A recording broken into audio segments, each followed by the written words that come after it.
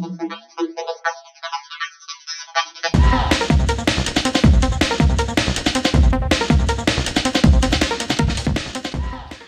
Friends, welcome to उष्णी सालदार blog. आशा करी তোমরা সবাই খুব ভালো আছো, আমিও ভালো আছি। আজকে আমি তোমাদের জন্য একটা ভেন্ডি রেসিপি নিয়ে চলে এসেছি। দেখো কিভাবে আমি রেসিপিটা বানাই।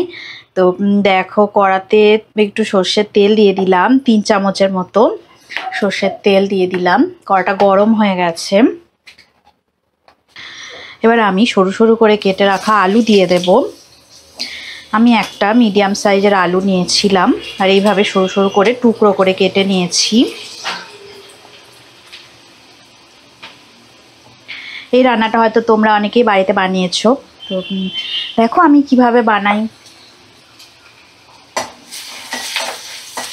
আলুটা একটু লাল লাল করে ভেজে নেব, মিডিয়াম ফ্লেম রেখে দেব। গ্যাসের মিডিয়াম ফ্লেমে আলুটা একটু ভাজা করে নেব।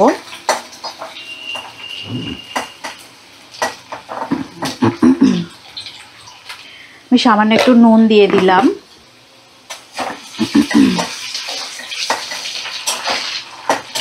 আলুটা একটু লাল লাল হয়ে গেছে। এবার আমি টুকরো করে কেটে রাখা ভেন্ডি এর মধ্যে দিয়ে দেব।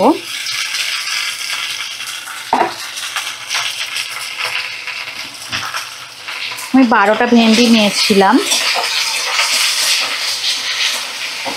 12টা ভেন্ডি এইভাবে টুকরো করে কেটে নেওয়া আছে।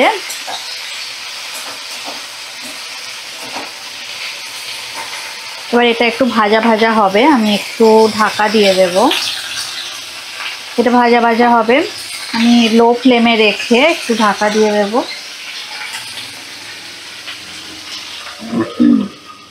লো ফ্লেমে রেখে 5 মিনিটের জন্য একটু ঢাকা দিয়ে রাখলাম।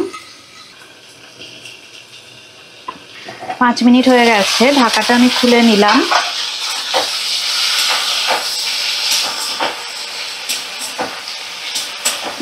ভেন্ডি আর আলু একটু ভালো করে নাড়াচাড়া করে নেব।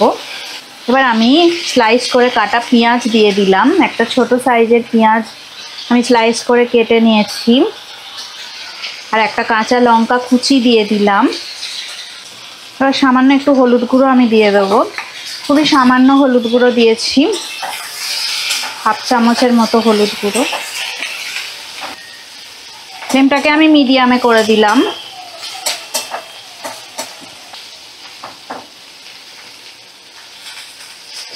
এবার আমি সর্ষে আর পোস্ত বাটা এতে দিয়ে দেব। আর 3 চামচ পোস্ত নিয়ে বেটে রেখে দিয়েছিলাম। পোস্ত বাটাটা পুরোটাই দিয়ে দিলাম। বাটিটা জল দিয়ে ধুয়ে বাটির জলটাও দিয়ে দিলাম।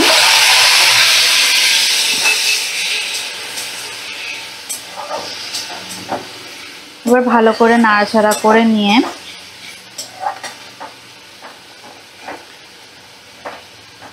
আর একটু জল লাগবে। ফ্লেমটা একদম লো ফ্লেম করে দিলাম। ভেন্ডি আর আলু সেদ্ধ হওয়ার মতন আমি জল দিয়ে দেব।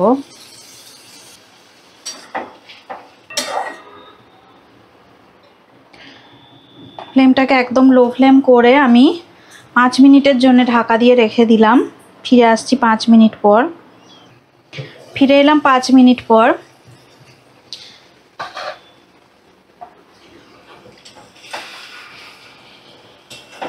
ফ্লেমটাকে আমি আরেকটু হাই করে দিলাম।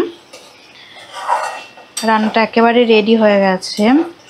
ভেন্ডি আলু দিয়ে সর্ষে পোস্তর ঝাল। একটু শুকনো শুকনো হয়ে যাবে, এবার আমি নামিয়ে নেব কড়া থেকে।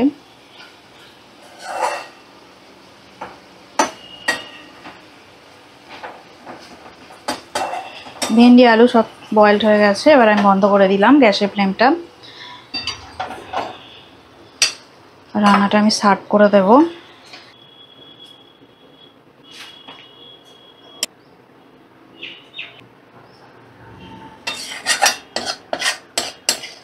কত সুন্দর দেখতে হয়েছে দেখো, যেমন দেখতে হয়েছে তেমন এটা অনেক টেস্টি খেতে। তোমরা অবশ্যই বাড়িতে বানিয়ে এটা দেখবে। গরম ধোয়াটা ভাতের সাথে একেবারে জমে যাবে। রেসিপিটা তোমরা অবশ্যই ট্রাই করো একবার। ট্রাই করে অবশ্যই আমাকে জানাবে কমেন্ট করে। ঢ্যাঁড়স আলু দিয়ে সর্ষে পোস্ত রেসিপিটা তোমাদের কেমন লাগলো অবশ্যই আমাকে কমেন্ট করে জানাবে, আর একটা লাইক দিয়ে দেবে। আর অবশ্যই আমার চ্যানেলে তোমরা থেকো আর আমাকে এইভাবে ভালোবেসে যাও। তোমরা ততদিন আমার রেসিপি দেখতে থাকো, সুস্থ থাকো, তোমরা ভালো থাকো, আর আমার চ্যানেলে অবশ্যই করে থাকো। আর এই রেসিপিটা অবশ্যই তোমরা ট্রাই করো বাড়িতে। আজকের মতো টাটা, নেক্সট ভিডিওতে আবার নতুন রেসিপি নিয়ে তোমাদের সাথে দেখা হবে।